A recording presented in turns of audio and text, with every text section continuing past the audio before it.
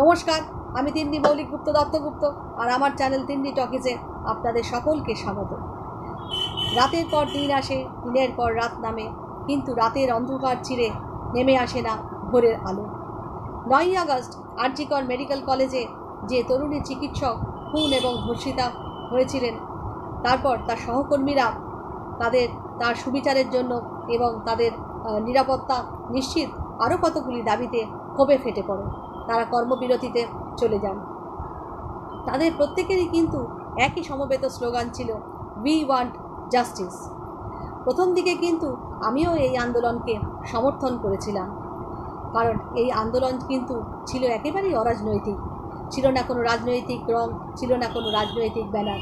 এই আন্দোলন ছিল অত্যন্ত ন্যায্য এবং ন্যায়সঙ্গত।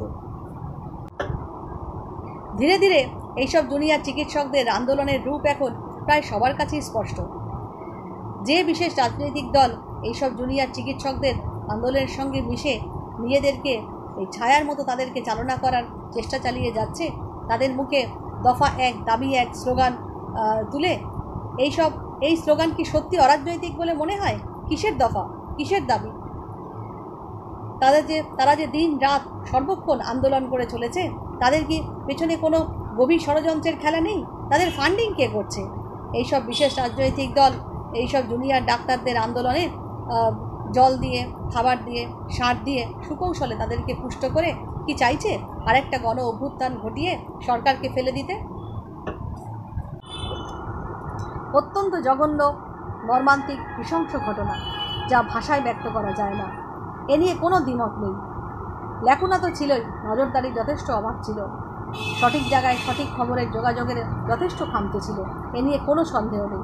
সূত্র মারফত জানা যায় যে রাজ্যে এই জুনিয়র চিকিৎসকদের কর্মবিরতির জেরে প্রায় 29 জন মানুষ ইতিমধ্যেই মারা গেছেন।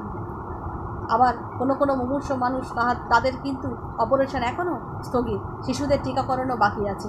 এই জুনিয়র চিকিৎসকের খুন এবং ধর্ষণের ঘটনার পরে রাজ্যের কিন্তু বিভিন্ন জেলায় খুন এবং ধর্ষণের ঘটনাও আমাদের কিন্তু কানে আসে, কিন্তু দেখা যায় যে তাদের জন্য কিন্তু কেউ জাস্টিসের মিছিলে যায় না, তাদের জন্য কিন্তু কেউ সুবিচার পাওয়ার দাবি রাখে না।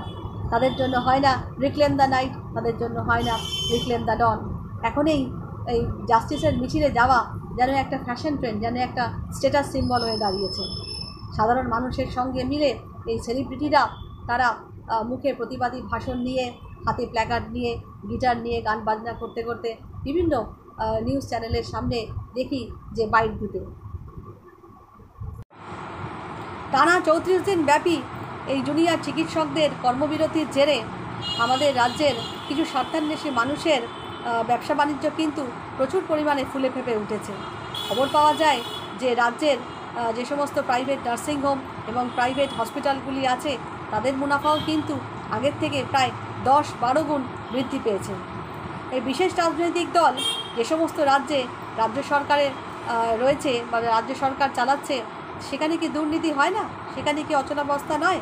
তাহলে দিনের পর দিন কিসের জন্য তারা ষড়যন্ত্র করে এদেরকে সফট টার্গেট তৈরি করে আবার কি চাইছে যে পশ্চিমবঙ্গকে একটা বাংলাদেশ তৈরি করতে?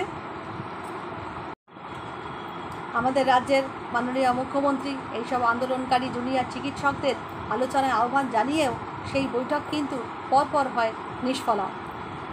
দেখা গেছে যে তাদের কাছে এখন বিচার, নিরাপত্তা এবং হাসপাতালে সুস্থ পঠন পাঠনের থেকে সবথেকে বড় ইস্যু হয়ে দাঁড়িয়েছে লাইভ স্ট্রিমিং। তিনি আরও জানিয়েছেন যে এই সমস্ত আন্দোলনকারী চিকিৎসকরা এখন আর বিচার চায় না, তারা চায় চেয়ার। সবাই ভালো থাকবেন, আর আমার কথা এতক্ষণ শোনার জন্য ধন্যবাদ।